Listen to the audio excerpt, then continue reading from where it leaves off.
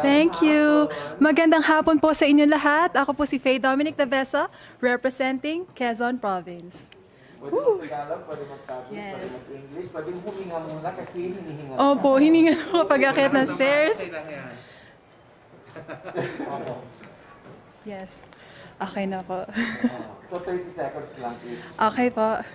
Yes. Tell us something about yourself. Tell me, ako, when I was born, tinatawag nila, nung nakita ko ni mami ko, sabi niya, ay, parang napalitan yung anak ko. Kasi po, maitim ako nung bata pa ako. Pero, yung lolo ko nagtiwala sa akin. First, yung nakita po niya ako, sabi niya sa akin, ay, gaganda pa yan. So, sobrang positive na lolo ko.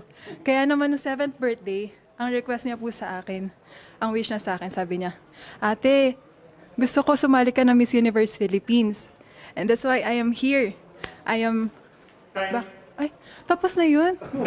Wait lang po, may sasabihin pa ako. Ay, ganun lang pala kabilis. Oo, so, hindi ko pala yung ending ko. Okay. What is one beautiful word in your language, which is Tagalog? And what does it mean?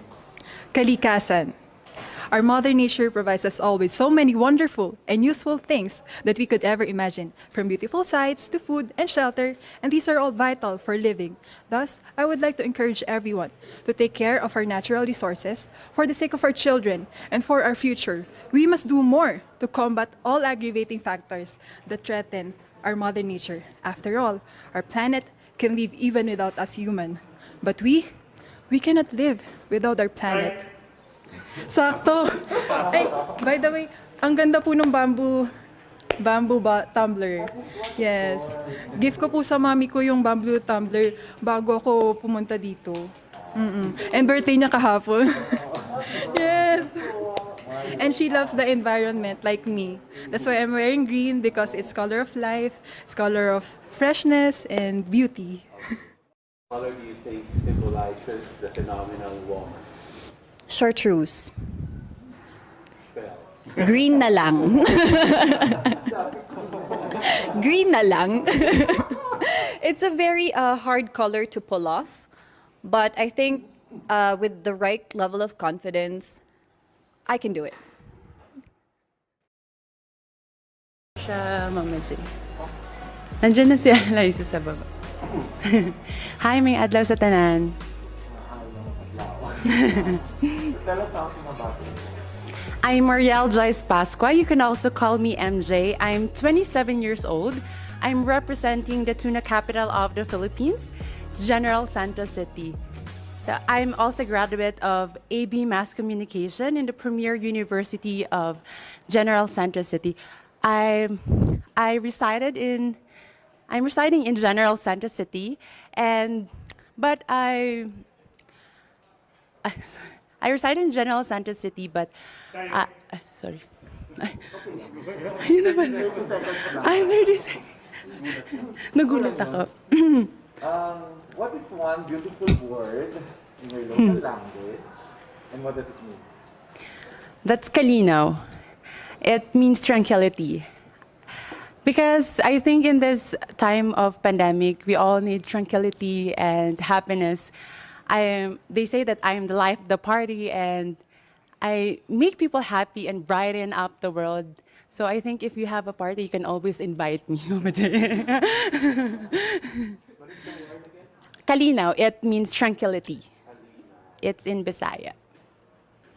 Okay, next question. What is that one learning experience that you had as a child that made so much impact on you? The courage that my mom, she battled cancer, lung cancer, for almost 9 years. And in this time of pandemic, it is really hard for me because aviation industry is one of the most affected industry in this time of pandemic, and working as a flight attendant for almost 4 years, and I lost this job. I lost my dream job, but it made me so stronger to achieve more in life and focus more on winning the crown of Miss Universe. Speaking of the pandemic, what is the most important lesson you've learned during this pandemic? To have an attitude of gratitude. We all have that time in this pandemic that we are so much, a lot of battles that is happening in our mind. I suffered a lot of depression because of the work, but I should have that attitude of gratitude to be more thankful for what is happening, for what I have right now. I have more time with my family, my health. I am negative and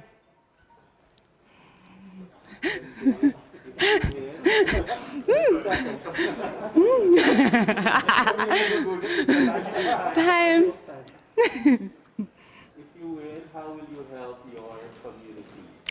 I'm so passionate with the youth in our generation. So I made a movement of Next is Me. I've been so happy to involve in our community in General Santos City to help the indigenous communities. I also have programs like Proyecto Cuaderno. It's a Proyecto Calon program that we made with Eliza and with my sisters here in Miss Universe Philippines because we want to continue.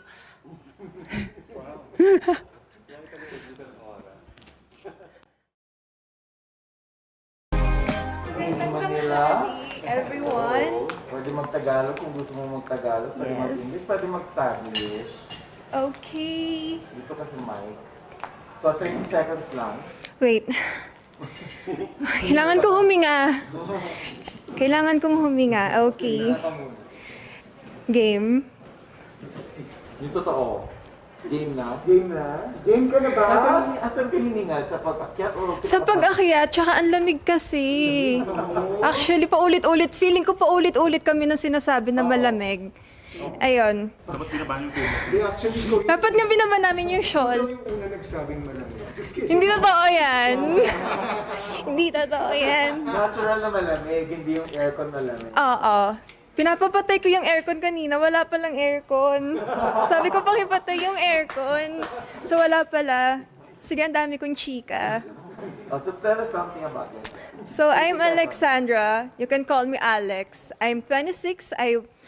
God, it's cold. I'm from Sampaloc, Manila actually. So kaya super natural ko lang kasi basically ganito talaga kami sa Manila. Like super, hindi kami super nagfe-fake ng personality namin, kung paano kami mag-dress up. Kaya minsan, most of the time, lagi lang ako naka-pajamas. And then yesterday, I'm wearing a sweatshirt, not like this. And then super, mas comfortable ako without makeup. Thank you so much. Easy ka lang sa pag-time. Or nagugulat ako eh. Parang may galit ka yata, sir. Gulat ako. Manila Tagalog to. So, what is one beautiful word in your local, in your language, and what does it mean? I'm sorry, what is? One beautiful word in your language, and what does it mean? One beautiful word in my language. Well, Manila, usually Tagalog lang naman. So, hindi ako makapag-isip. Wait. Wait lang, pwedeng pause yung time. Anyway. Okay, for Manila, I would go for matatapang. Matatapang lahat ng Manilenya, kahit babae matatapang, meron silang pinaglalaban. Especially, alam namin tama yung pinaglalaban namin. Lagi kaming nasa tama. Kasi, it's super nonsense naman kung easy lang direct. Easy ka lang direct. Huwag kang magalit sa akin direct. Ako lang to direct. Next question. What is that learning experience that you had as a child that made so much impact on you? So, growing up as a child, syempre naging daddy's girl ako. Meron siyang future na gusto for me. And then, parang ako, wait lang super chill na lang ako ng tayo. And then parang, ako syempre parang iniisip ko super limited ng resources ko. And then growing up, na-realize ko na nagawa ko siya all by myself. So basically, I'm inspiring every dreamers out there kasi I was once a dreamer. Na parang ayokong isipin nila na merong hindrance or whatever. Nakasmile na si Direk. Okay. Next question. What about in this pandemic? What is the greatest lesson that you learned? In this? During this pandemic. So during this pandemic, sobrang negative na kasi nang nangyayari eh. So I try to stay positive. Ayoko munang mag-isip na social media, sobrang dami kasing fake news. Parang lahat na lang ng tao merong gustong sabihin na negative. Bakit kailangan lagi na lang negative? Yung kinakalat niyo, super negative na nangyayari. Let's just gotta chill. Ano, wala namang mawawala kung magpaka-positive tayo. It's super good nga kasi you're making everyone around you super happy and chill as well. Yan. Wow. Di ako nag-time. If you win,